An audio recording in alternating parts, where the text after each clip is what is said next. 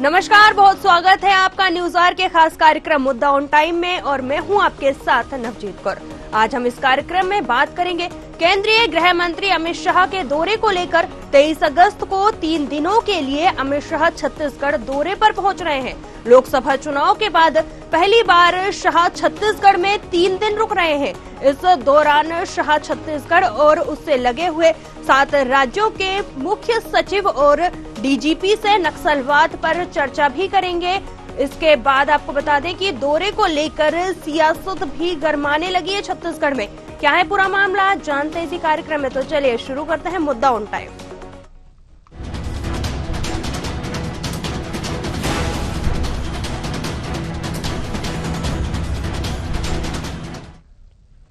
देश में नक्सली समस्याओं को जड़ से समाप्त करने के टारगेट को लेकर लगातार केंद्र शासित राज्य की भाजपा सरकार आगे बढ़ रही है।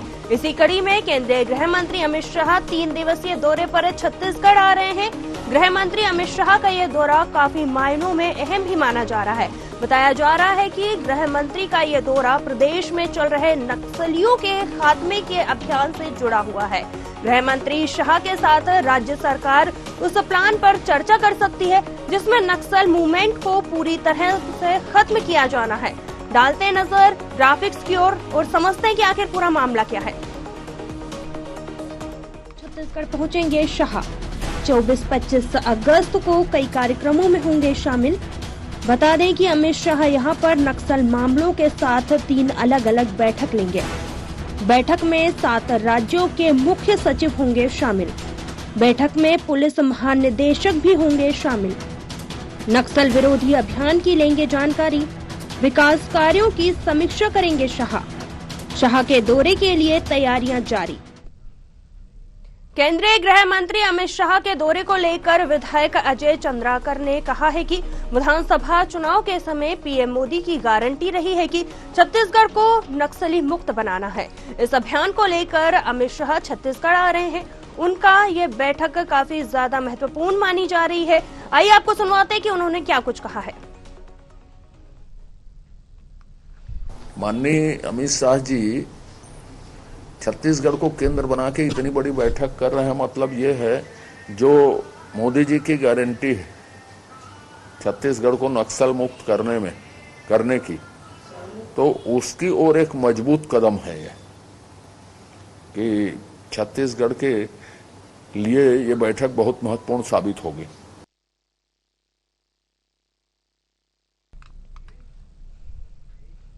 वहीं अगर बात कर ली जाए तो कांग्रेस इस पर कह रही है कि केंद्रीय गृह मंत्री के आने से छत्तीसगढ़ में नक्सलवाद पर कोई प्रभाव नहीं पड़ेगा।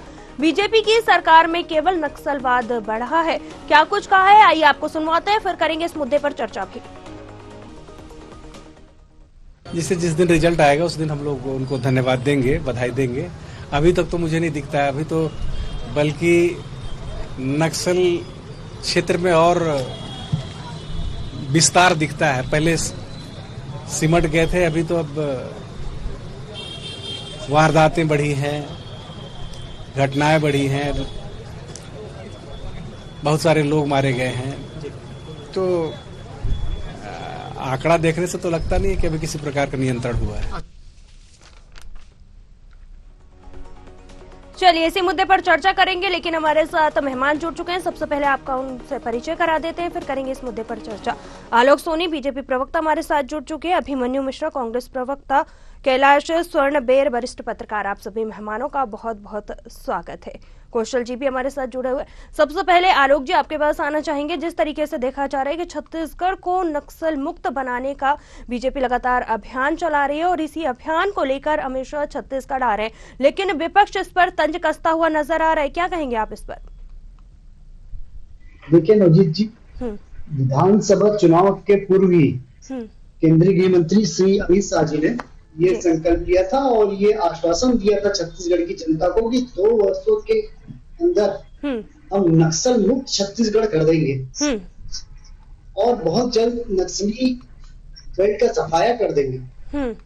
और केवल 6 महीनों की विष्णुदेवी सरकार में लगभग नक्सलियों के पैर उखड़ते हुए नजर आ रहे हैं। लगातार फोर्सेस को सफलता मिलती हुई दिख रही है। संयुक्त ऑपरेशन चलाए जा रहे हैं। मुठभेड़ में बहुत भारी मात्रा में हथियार और नक्सलियों के मारे जाने की सूचना मिल रही है। लगातार ये 6 महीनों से चल रहा है, अनवरत, रुका नहीं है, और हथियारों की बरामदगी भी हो रही है और नक्सलियों का सरेंडर भी हो रहा है।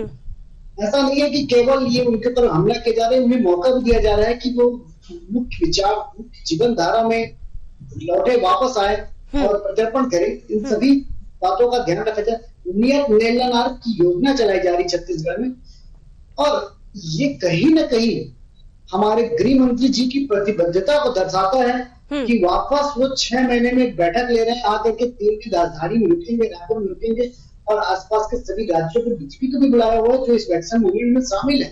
ये उनकी प्रतिबद्धता को कहता है कि उन्होंने केवल कह नहीं दिया, उन्होंने जो कहा है उस पर वो कायम है, और उसको पूर्ण करने में, उसको पूरा करने में, छत्तीसगढ़ को नक्सल मुक्त राज्य बनाने में वो उसी तरह से अभी भी लगे हुए हैं, जुटे हुए हैं, और उसे पूरा करने के लिए आज रायपुर में 23 तारीख को वो आएंगे और बैठक लेकर के उस पर आगे की जो रूपरेखा है तैयार की जाएगी। जहां तक कांग्रेस की बात है कि पिछले 4 से 5 वर्षों में लगातार नक्सली मूवमेंट बढ़ा, सरकार के 60 गांठ नजर आई, नक्सलियों के मूवमेंट इतने ज्यादा थे वहां पर में, और उसकी वजह से भोले भाले जो वहां के आदिवासी वो परेशान अलग थे ही, धर्मांतरण का एक अलग मुद्दा अलग चल रहा था उस नक्सली वाले क्षेत्र में। तो कहीं ना कहीं 5 साल में जो है कांग्रेस इस मुद्दे पर, नक्सलियों को लगाम लगाने पर पूरी तरह से फेल रही, और 6 महीने में ही ऋषिकेश साई की सरकार ने जो काम किया है वो आज कांग्रेस के नेताओं को ये पच नहीं रहा है, ये उन्हें हजम नहीं हो रहा है, ये बातें जो है वो उन्हें हजम नहीं हो रही है कि कैसे 6 महीने में ही ऋषिकेश साई लगातार शानदार प्रयासों से नक्सली क्षेत्र को मुक्त कराने जा रही है। और ये किस तरह की बातें वो कांग्रेस के जो नेता है अमरजीत भगत जी की मैं सुन रहा था, वो कैसी बातें कर रहे हैं। लगातार समाचार माध्यम के से हमें जानकारी मिल रही है कि इतने एरिया अब नक्सल मुक्त हो चुके हैं, यहाँ पर में हमारे कैंप लग चुके हैं, यहाँ पे कभी नक्सलियों को गढ़ हुआ करता था, यहाँ पे कभी नक्सलियों का राज चला करता था, और ये लगातार समाचार पत्र के माध्यम से हमें जानकारी मिल रही है। उसके बावजूद आंखों में पट्टी बांध लेना और अपने किए हुए कामों को, जो उन्होंने जो भी कुछ किया नहीं या किया, उसको पीछे छोड़ करके भारतीय जनता पार्टी का आरोप लगाना या अमित शाह जी का आरोप लगाना बिल्कुल ही मतलब मुद्दाहीन। ठीक है आलोक जी, चलिए ठीक है, हमारे साथ अभिमन्यु जी भी जुड़े हैं। अभिमन्यु जी, आपके पास आना चाहेंगे। जिस तरीके से देखा जा रहा है कि छत्तीसगढ़ प्रदेश को नक्सल मुक्त बनाने में बीजेपी लगातार जुटी हुई है। अगर वही बात कर ली जाए, प्रधानमंत्री नरेंद्र मोदी ने जिस तरीके से कहा था कि 2 साल के अंदर नक्सलवाद को खत्म कर दिया जाएगा, इसी के तहत अगर देखा जा रहा है केंद्रीय गृह मंत्री का यह दौरा काफी ज्यादा महत्वपूर्ण माना जा रहा है कि आखिर इसका विरोध कांग्रेस कर क्यों रही है। अगर देखा जाए तो सबसे ज्यादा नक्सलवाद का अगर बात कर ली जाए तो दंश कांग्रेस ने ही झेला है। नजीर जी, सबसे पहले तो मैं आपको बता दूं, आजकल देश में ये सर्वविदित है और सब जानते हैं कि अमित शाह जी और नरेंद्र मोदी जी जहां जाते हैं वहां झूठ बोलते हैं, और वो इसलिए यहाँ भी जो 3 दिन के लिए आ रहे हैं, नक्सल समस्या, ये सब दिखावा है।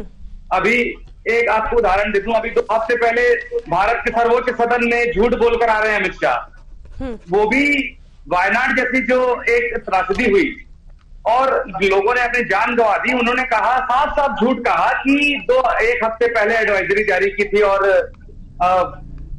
चेतावनी दी गई थी। तो ये एक अलग बात हो गई। अब मुद्दे पर आते हैं। अमित शाह जी, जो कि हमारी भारतीय राजनीति में जुमला शब्द के जनक कहे जाते हैं, पहले बोलते हैं कि ये करेंगे और बाद में उसे जुमला कह देते हैं कि भाई ये तो चुनावी जुमला था। ऐसे ही आपको एक जुमला बताओ इनका, छत्तीसगढ़ के नक्सलवाद को लेकर 2023 के चुनाव के 8 महीने पहले अमित शाह छत्तीसगढ़ आते हैं और कहते हैं कि नक्सल समस्या छत्तीसगढ़ में 85% तक के खत्म हो चुकी है। और उसके बाद 8 महीने बाद जब अचानक से चुनाव के समय आते हैं तो कहते हैं कि नक्सल समस्या तो भाई साहब बहुत बढ़ गई है, हमारे समय कम हुई थी, अब कांग्रेस के 5 सालों में बढ़ गई है। तो उनकी जो खुद की बातें होती है और आप जो विरोधाभास होते हैं वो बहुत ज्यादा है, और लगातार जो झूठ बोलने की आदत है भारतीय जनता पार्टी की, उसे वो बंद करें। अमित शाह जी के छत्तीसगढ़ दौरे का सबसे बड़ा मतलब यही है, क्योंकि इनकी सरकार में सब कुछ ठीक नहीं चल रहा है, आपस में मतभेद हैं, नेताओं की आपस में बन नहीं रही, एक जो विधानसभा खाली पड़ी थी उसके लिए कई दावेदार, मुख्यमंत्री तक बदलने की बातें चल रही है, उप मुख्यमंत्री हटाने की बातें चल रही है, कई सारी लगातार बातें चल रही है, तो इनके संगठन में कुछ ठीक नहीं चल रहा है। तो जो उनके आने का मुख्य उद्देश्य है वो अपने संगठन वो उसको देखने, कहीं ये सरकार बिखर मत जाए। हम तो पहले दिन से कह रहे हैं कि ये अयोग्य लोगों की सरकार है, इनको छत्तीसगढ़ चलाया नहीं जा रहा है। चाहे आप स्वास्थ्य देख ले, सुरक्षा देख ले, चाहे आप किसी भी मोर्चे पे देख ले, ये सरकार फेल साबित हुई है। लगातार छत्तीसगढ़ में अराजकता फैली हुई है, लगातार आंदोलन हो रहे हैं, किस चीज में एक ठोस कदम 7-8 महीने में उठाया नहीं है। अब बात केंद्र की भी करें तो अमित शाह जी बड़ी बड़ी बातें करते हैं। अभी 3 महीने सरकार बने हुए हैं, 3 महीनों में इतने जो आतंकवादी घटनाएं हो गई, इतने जवान हमारे मारे गए, उसके बाद भी ये बेशर्मी से झूठ बोल देते हैं कि ना कोई घुसा था, ना कोई घुसेगा और ना कोई पहले घुसा था। तो ये जुमलेबाजी है और इस तरह की राजनीति छत्तीसगढ़ में नहीं चलने वाली है। यहाँ आ रहे हैं अमित शाह जी, 3 दिन उनका स्वागत है, अपनी पार्टी का काम करें और लेकिन जिस नाम से आप हैं वो भी काम करें। नक्सली की समस्या क्या है ये दुनिया जानती है कि बस्तर के 3 ब्लॉक से शुरू हुआ नक्सलवाद भाजपा के 15 साल रहते में 14 जिलों तक फैल गया। तो भाजपा मत बताए कि नक्सलियों के साथ कौन है। हमारे तो नेताओं ने जान दी है, नक्सलियों ने जान लिया हमारे शीर्ष नेताओं की, जो आज तक भाजपा का जांच नहीं करा पाई। तो भारतीय जनता पार्टी तो नक्सलवाद के मामले में कुछ बोलने के लायक नहीं है, हमारा ये सोचना है। चलिए ठीक है अभिमन्यु जी, हमारे साथ कौशल स्वर्णबेर वरिष्ठ पत्रकार जी भी जुड़े हैं, आपके पास आना चाहेंगे। और जिस तरीके से देखा जा रहा है कि आरोप प्रत्यारोप एक दूसरे पर यहाँ पर लगाए जा रहे हैं, लोकसभा चुनाव के बाद पहली बार शाह छत्तीसगढ़ में 3 दिन रुक रहे हैं, ये दौरा काफी ज्यादा अहम भी माना जा रहा है। आपसे जानना चाहेंगे क्या कहेंगे आप इस पर, क्योंकि देखा जा रहा है कि दोनों ही पार्टियां एक दूसरे पर आरोप प्रत्यारोप लगाती हुई नजर आ रही है नक्सलवाद को लेकर। नवजीत जी देखिए, छत्तीसगढ़ में नक्सलवाद जो है शुरू से राजनीति का केंद्र रहा है जी, और कई बार इस पर राजनीति होती है। लेकिन मुझे ऐसा लगता है कि बहुत सेंसिटिव मुद्दा और काफी संवेदनशील मामला है, इस पर राजनीति नहीं होनी चाहिए। क्योंकि बस्तर एक ऐसा इलाका है जो मुझे ऐसा लगता है कि देश का सबसे खूबसूरत इलाका है, लेकिन सिर्फ नक्सलवाद के कारण वहाँ की पर्यटन का विकास नहीं हो पा रहा है। यदि कोऑर्डिनेशन की बात करें, अमित शाह जी जिस बैठक के लिए आ रहे हैं वो कोऑर्डिनेशन कमेटी की बैठक करेंगे 7 राज्यों, छत्तीसगढ़ से जुड़े 7 राज्यों, उनके जो मुख्य सचिव और डीजीपी की। तो कहीं कहीं जो समन्वय का जो अभाव दिखता है पड़ोसी राज्यों में, आप देखेंगे कई बार जो नक्सली वारदात करके पड़ोसी राज्यों में चले जाते हैं, होता ये है कि यहाँ की पुलिस यदि कार्रवाई करने की कोशिश करती तो दूसरे राज्य में वो चले जाती है। तो कहीं कहीं जो इस तरह की जो स्थिति निर्मित होती है उसके कारण यही होता है कि जो नक्सली है आसानी से घटना करके फरार हो जाते हैं और जब कार्रवाई की बात आती है तो उन्हें पुलिस की और जवानों के हाथ में कुछ नहीं लगता। तो कहीं कहीं जब पड़ोसी राज्यों के बीच समन्वय होगा, जो एक दूसरे के बीच कोऑर्डिनेशन जब होगा कि यदि नक्सली इस राज्य से वारदात करके दूसरे राज्य में जाते हैं तो वहाँ की पुलिस और वहाँ के जो सीमा सुरक्षा बल के जो जवान हैं, वहाँ के जो सीआरपीएफ के जवान हैं, वो यदि कार्रवाई करते हैं तो निश्चित तौर पर नक्सलियों को बचने का मौका नहीं मिलेगा। और लगातार जिस तरह से घटनाएं आप देखिए पिछले 20 साल 24 साल के अंदर में कई बड़ी बड़ी नक्सली घटनाएं हुई हैं, इसमें अनेकों जवानों की शहादत हुई, कई राजनीतिक लोग भी मारे गए हैं। तो कहीं तो इस तरह की जो घटनाएं हैं इस पर राजनीति नहीं होनी चाहिए, क्योंकि इतने संवेदनशील मुद्दे पर यदि कोई भी सरकार प्रयास करती है इस समस्या को खत्म करने के लिए तो उसका स्वागत किया जाना चाहिए। सिर्फ बातें नहीं होनी चाहिए, बातों का इम्प्लीमेंटेशन भी होना चाहिए। यदि आप क्षेत्र के लिए विकास के लिए यदि कोई योजना बनाते हैं तो निश्चित तौर पर उस योजना का लाभ वहाँ के अंतिम व्यक्ति तक पहुंचना चाहिए। क्योंकि नक्सल सिर्फ विकास के विरोधी है, वो नहीं चाहते कि जो अंदरूनी के जो क्षेत्र है, अंदरूनी जो गाँव है जहाँ पर आदिवासी रहते हैं, वहाँ पर स्कूल बने, वहाँ पर सड़क बने, वहाँ पर पंचायत भवन बने, वहाँ पर शिक्षा हो, वहाँ पर रोजगार हो। तो ऐसी सब चीजों का विरोध करते हैं और यही वजह है कि जो नक्सली है वो वहां पर पनपते हैं। लोगों को हाट बाजार से बाहर निकलने नहीं दिया जाता। आज भी आप देखेंगे नक्सल क्षेत्र में कई ऐसे दूरस्थ अंचल है जहाँ पर सड़क नहीं है। अभी बारिश के दिनों में कई गांव ऐसे जो सड़कों से मेन मुख्य सड़कों से कट जाते हैं, राशन तक नहीं पहुंच पाते। तो मुझे ऐसा लगता है कि इन क्षेत्रों के विकास की दिशा में सोचना चाहिए और यदि उस क्षेत्र के विकास के लिए कोई बात होती है तो नक्सलवाद को खत्म करने की बात सबसे पहले होनी चाहिए, क्योंकि उनकी वजह से ही वहां तक लोग पहुंच नहीं पाते हैं। सरकार योजनाएं बहुत बनाती है लेकिन योजनाओं का लाभ धरातल तक पहुंचने में काफी मुश्किल होता है। क्योंकि अभी देखेंगे गृह मंत्री जो छत्तीसगढ़ के जो गृह मंत्री है वो नक्सल इलाके के दौरे पर गए थे, जो हिड़मा का जो गांव पुवर्ती वहां भी गए थे, वहां पर उनको हेलीकॉप्टर से जाना पड़ा, जबकि वहां तक जाने के लिए सड़क मार्ग भी है। तो आप देख सकते हैं कि इतने दुर्गम इलाके में यदि जो अधिकारी हैं, जो नेता हैं, वो सड़क मार्ग से नहीं जा सकते, तो आप सोच सकते हैं कि वहां पर विकास की क्या स्थिति होगी। क्या सड़क मार्ग से वहां पर राशन पहुंचता होगा? क्या वहां पर शिक्षक पहुंचते होंगे? क्या वहां पर अस्पताल के लिए जो दवाई लेके जाते हैं वो पहुंचते होंगे? तो ऐसी बहुत सारी चीजें, क्योंकि वहां पर अधिकांश जगहों पे आप देखेंगे कागजों पर काम होता है। यदि धरातल पर काम शुरू हो जाएगा तो मुझे ऐसा लगता है कि वहाँ के जो लोग हैं वो निश्चित तौर पर सरकार के साथ आएंगे, और सरकार यदि उनका भरोसा जीतती है तो नक्सलवाद का खात्मा करने में सरकार को जरा भी देर नहीं लगेगी। चलिए, बिल्कुल हमारे साथ आलोक जी भी जुड़े हैं। आलोक जी, आपके पास आना चाहेंगे। जिस तरीके से देखा जा रहा है कि अमित शाह के आने से पहले छत्तीसगढ़ में नक्सलवाद को लेकर कांग्रेस का कहना है कि कोई प्रभाव नहीं पड़ने वाला है, बीजेपी की सरकार में केवल नक्सलवाद बढ़ा है। और इसी के साथ साथ अभी जिस तरीके से आपने अभिमन्यु जी को भी सुना, उनका कहना है कि अगर देखा जाए तो बीजेपी पार्टी में ही कहीं मतभेद देखने को मिल रहा है। इस पर आप क्या कहेंगे? पहले मैं नक्सलवाद पे ही बात कर लेता हूँ। अभी आपने कौशल जी को सुना होगा कि जो भी प्रयास किए जा रहे हैं सरकार के द्वारा, उस प्रयास में भी आम जनता का, मीडिया का और साथ ही साथ विपक्ष का भी सहयोग होना चाहिए। नक्सलवाद बहुत ही संवेदनशील मुद्दा है। अगर इस तरह के बयान कांग्रेस के नेता देते हैं तो ये कहीं न कहीं नक्सलियों के हौसले को बढ़ाने वाला बयान है कि अमित शाह जी के आने से कोई फर्क नहीं पड़ता है। तो ये क्या है ऐसी बात, ऐसी क्या साठगांठ है कांग्रेस की नक्सलियों के साथ में कि वो उनके हौसले बढ़ाने वाले बयान दिए जा रहे हैं? उन्हें ये चाहिए कि कांग्रेस उसमें शामिल हो, आम जनता की भलाई हो।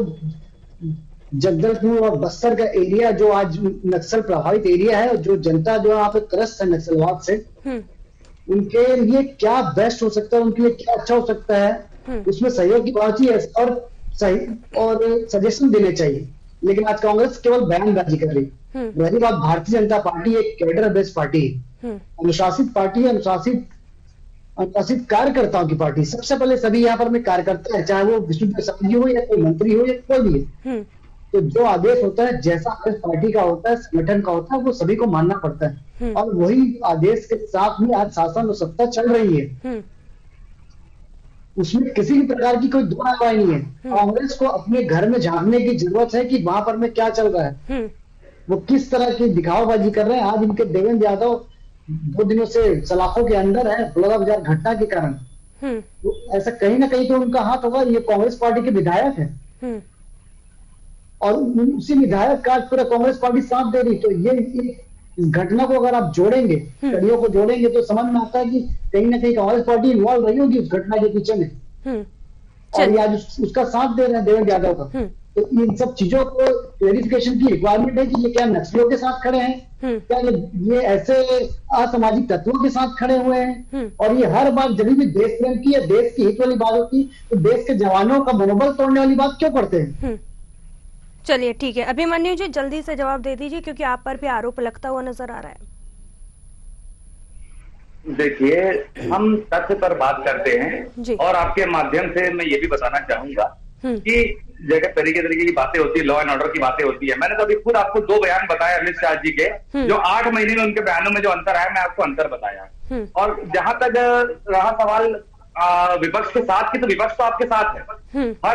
अगर लॉ एंड ऑर्डर सुधारने की बात आती है तो हम आपके साथ हैं। आप नक्सलियों से लड़ने की बात करेंगे, हम आपके साथ हैं। लेकिन जो सरकार की कथनी और करनी में फर्क आ रहा है ना, आप नवजीत जी स्वयं एक पत्रकार है, आपने देखा होगा अभी जो बॉर्डर में पत्रकारों के साथ जो हरकत हुई, टीआई ने पत्रकारों के गाड़ी में गांजा रखवाया और दूसरे स्टेट के पुलिस को, मतलब बगल के टीआई को बात करके उन्हें अंदर करवा दिया। और चूंकि उनके उच्च अधिकारी ने उनको ऑर्डर दे दिया था, वो खुद कुछ नहीं कर सकते थे। और यहां तक कि इसके बाद भाजपा की सरकार ने उस पुलिस वाले को सस्पेंड भी कर दिया है। इसका मतलब ये है कि आप मानते हैं कि उसकी गलती है, लेकिन वो पत्रकार आज तक जेल में है, आंध्र प्रदेश की जेल में है। आंध्र प्रदेश में भी आपकी सरकार आपके गठबंधन में है, आप उनसे बात नहीं कर सकते, क्या उन पत्रकारों को छुड़ा नहीं सकते? तो हवाई बातें मत करिए, अपने कथनी और करनी में जो अंतर है उसमें सुधार करिए। अगर आप वाकई में सही काम करेंगे तो आप विपक्ष को अपने साथ खड़ा पाएंगे। लेकिन आप बस हवाई बात करेंगे कि अमित शाह जी, आप अपने जो नेताओं को हीरो बनाना छोड़िए और धरातल पे काम करना शुरू कीजिए। हमारा कहना यही है, हम आपको हमेशा आपके साथ खड़े दिखेंगे। अमित शाह जी की बात करते हैं, अमित शाह जी तो खुद पहले की बात करें, गुजरात के समय में खुद तरह के क्रिमिनल एक्टिविटीज में उनका नाम आता रहा है। आज देश के गृह मंत्री हैं, उनका तो खुद समझ में नहीं आता कि वो करना क्या चाहते हैं। भड़काऊ भाषण देते हैं, कभी किसी के बारे में कुछ बोलते हैं। तो छत्तीसगढ़ आ रहे हैं, बिल्कुल आए, लॉ एंड ऑर्डर पे बात भी करें, तो उन पत्रकारों के विचारों के बारे में बोले जो भाजपा के पक्षपात का दंड झेल रहा है, और भी चीजों के बारे में बोले जो 7 महीने में छत्तीसगढ़ ने झेला है, जो सिक्योरिटी का फेलियर हुआ, कलेक्ट्रेट जला दिया गया, एसपी कार्यालय जला दिया गया। भाई आप गृह मंत्री हो ना राष्ट्र के, तो आप उसके बारे में भी कुछ बोलिए। आए आपका हीरो की तरह की आपका वीडियो दिखाया जाए, आप नमस्ते करें और चले जाएं, तो ये नहीं होगा। अब मुद्दे की बात करनी पड़ेगी। आप 10 साल आपको राज करते हो गया है, अब 15 साल की ओर हम अग्रसर हैं। अभी भी आप हवा हवान सरकार नहीं चला सकते। हम तो तथ्यों की बात करेंगे। आप जो कहना कहें, हम तथ्यों पर अड़े रहेंगे। बिल्कुल अभिमन्यु जी, आपको रोकना चाहूंगे। अभिमन्यु जी, आपको रोकना चाहूंगे। बिल्कुल जिस तरीके से आप बोल रहे हैं कि तथ्यों के यहाँ पर बात करनी चाहिए, तो आपसे सिर्फ सीधा सा सवाल ये है कि आखिर सरकार इस तरीके के कदम बढ़ा रही है, लेकिन इसका कांग्रेस विरोध क्यों कर रही है? क्योंकि नक्सलवाद की अगर बात कर ली जाए तो जिस तरीके से झीरम घाटी में कांड हुआ था उसका दंश कांग्रेस ने झेला था। आखिर इसका विरोध क्यों, समर्थन करने की जगह? विरोध एक्टिविटीज का देखिए, विरोध जो दोगली इनकी बातें हैं, ये सिर्फ बताने के लिए करते हैं कि हम मीटिंग करें। मैंने तो आपको कहा ना, इनको नक्सलियों से कोई लेना देना नहीं है। ये तो अपनी पार्टी की में जो इनकी जो दुविधाएं चल रही है उनको सुधारने आ रहे हैं। आप खुद देखिए, 3 दिन का दौरा, अमित शाह आखिरी बार कितनी बार कब 3 दिन के दौरे के लिए, तो कथनी और करने में फर्क नहीं होना चाहिए। अगर आप वाकई उस चीज के लिए खड़े होंगे, नक्सलियों से लड़ेंगे, हम आपको खड़े दिखेंगे। लेकिन अगर आप झूठ बोलेंगे, चाहेंगे कि सिर्फ लोगों को बरगलाएं और उससे से वोट मांगे अपनी सरकार बनाना चाहें, तो हम आपके साथ खड़े नहीं होंगे। आप समस्याओं पर काम करें, हम आपको खड़े दिखाई देंगे। हम समस्याओं के खिलाफ नहीं है, हम नक्सलियों के खिलाफ है, आपके साथ खड़े हैं। लेकिन आपकी जो दोगली बातें हैं उसका हम विरोध करते हैं। चलिए ठीक है, हमारे साथ कौशल जी भी जुड़े हुए हैं। जी बिल्कुल, कौशल जी आपके पास आएंगे। छत्तीसगढ़ और उससे लगे हुए 7 राज्यों के प्रमुख सचिवों के साथ नक्सलवाद पर चर्चा भी की जाएगी, लेकिन इसी के साथ साथ देखा जा रहा है कि कई राजनीतिक मायने भी निकाले जा रहे हैं शाह के दौरे को लेकर, क्योंकि 3 दिन तक छत्तीसगढ़ में रहने वाले हैं। निश्चित तौर पर नवजीत जी केंद्रीय गृह मंत्री हैं और भारतीय जनता पार्टी के वरिष्ठ नेता भी हैं, तो निश्चित तौर पर राजनीतिक गतिविधियां तो होंगी, सिर्फ सरकारी काम हो ऐसा हो नहीं सकता। क्योंकि आप देखेंगे लोकसभा चुनाव के बाद मुझे ऐसा लगता है कि शाह का लंबा दौरा पहली बार हो रहा है, तो निश्चित तौर पर जिस तरह लोकसभा में प्रदर्शन हुआ, फिर अभी चुनाव होने हैं, फिर नगरीय निकाय चुनाव होने हैं, तो कहीं न कहीं जो अमित शाह है वो केंद्र सरकार की जो योजनाएं हैं, उसके अलावा राज्य सरकार की जो योजनाएं चलाई जा रही हैं, क्या उन योजनाओं का धरातल तक पहुंच रहा है कि नहीं, क्या उन योजनाओं का लाभ लोगों तक पहुंच रहा है कि नहीं, क्या कहाँ पर दिक्कत आ रही है, बहुत सारी ऐसी चीजें हैं जिनका वो फीडबैक भी लेंगे। यही वजह है कि आज देखेंगे कि जो मुख्यमंत्री विष्णुदेव साय है वो पुलिस मुख्यालय में पुलिस अधिकारियों की बैठक ली, और वही सहकारिता जो मंत्री है वो उन्होंने सहकारिता विभाग के अधिकारियों की बैठक ली। तो कहीं न कहीं जो इन दोनों विभाग की जो बड़ी जिम्मेदारी अमित शाह के पास है, तो उन योजनाओं को जो धरातल पर पहुंचना चाहिए, निश्चित तौर पर हर योजनाएं बनती है लेकिन वो धरातल तक नहीं पहुंच पाती, और यही वजह है कि जो लोग हैं वो सरकार से दूर होते चले जाते हैं और ऐसी जगहों पर नक्सलवाद पनपता है। तो मुझे ऐसा लगता है कि जो सरकारें हैं उनकी योजनाएं जब तक धरातल पर नहीं पहुंचेगी तब तक इस तरह की स्थितियां बनी रहेगी, और यही वजह है कि उसकी लगातार मॉनिटरिंग होनी चाहिए। क्योंकि नेता तो आएंगे, एक दिन में चले जाएंगे, लेकिन जो इम्प्लीमेंटेशन का जो काम है, जो निचले स्तर का जो अधिकारी है उस पर जिम्मेदारी होती है। आप बड़े स्तर पर बैठक लेके चले जाएंगे, निर्देश देंगे, अखबारों में छपेगा, अच्छा लगेगा, लेकिन क्या उन योजनाओं का जो अंतिम व्यक्ति है, अंतिम पंक्ति का व्यक्ति है, उन तक पहुंच रही है? क्या उन योजनाओं का लाभ ऐसे व्यक्ति जो वाकई में उसके हितग्राही है उन तक पहुंच रहा है? ये देखने वाली बात है। क्योंकि आप देखेंगे बहुत सारे घपले, घोटाले, करप्शन के मामले आते हैं, और यही वजह है कि मैंने आपको पहले भी कहा था कि जो बस्तर जैसा सेंसिटिव इलाका जहाँ पर नक्सलवाद है, वहां पर कई काम है जो कागजों में सड़क बना दी जाते हैं, कागजों में नदी तालाब बना दी जाते हैं, कागजों में कुआं खोद दिया जाता है और कागजों में पहाड़ भी दिया जाता है। तो ऐसे काम ना हो, क्योंकि वहां पर मॉनिटरिंग करना बहुत कठिन है, बहुत चुनौती भरा इलाका है, बहुत सेंसिटिव इलाका है, काफी दुर्गम इलाका है। तो जो भोले भाले आदिवासी हैं उनके विकास के लिए सोचना चाहिए। सरकार आते जाते रहे, कांग्रेस की सरकार हो चाहे भाजपा की सरकार हो, जब तक आप अंतिम व्यक्ति की बात नहीं करेंगे, उनके विकास की बात नहीं करेंगे, मुझे ऐसा लगता है कि आपकी योजनाओं का कोई मतलब नहीं है, आपके पैसे खर्च करने का कोई मतलब नहीं है। करप्शन होते रहेंगे, भ्रष्टाचार होते रहेंगे। आपको मॉनिटरिंग सिस्टम को मजबूत करना होगा और ऐसे व्यक्ति को लगाना होगा जो निश्चित रूप से मॉनिटरिंग करे कि जो योजनाएं हैं वो धरातल तक पहुंच रही है कि नहीं, हितग्राही उसका लाभ उठा पा रहा है कि नहीं। जी आलोक जी, आपके पास आना चाहेंगे। जिस तरीके से आपने अभी वरिष्ठ पत्रकार जी को सुना, जिस तरीके की योजनाएं लगातार यहाँ पर देखा जा रहा है कि बीजेपी लेकर आ रही है, लेकिन उन योजनाओं की सही ढंग से मॉनिटरिंग करना भी जरूरी, इसके लिए क्या कुछ रणनीतियां बनाई गई है? और जिस तरीके से देखा जा रहा है कि केंद्रीय मंत्री का यह दौरा काफी ज्यादा महत्वपूर्ण भी माना जा रहा है, तो किस तरीके की यहाँ पर अभी तैयारियां की जा रही है जल्दी से? नवजीत जी, भारतीय जनता पार्टी अंत्योदय के सिद्धांत पे काम करने वाली पार्टी है। वो पार्टी है वो समाज के अंतिम पायदान पर खड़े व्यक्ति तक योजनाओं का लाभ पहुंचे, ये उस पर काम करने वाली पार्टी। ये वो पार्टी है जो कश्मीर से धारा 370 हटाती। ये वो पार्टी है जो सेना के जवानों को नए आधुनिक हथियार प्रदान करती। ये वो पार्टी है जो पाकिस्तान को घर में घुस के मारती है। ये वो पार्टी है जो पाकिस्तान के फौजी को वापस लेकर है।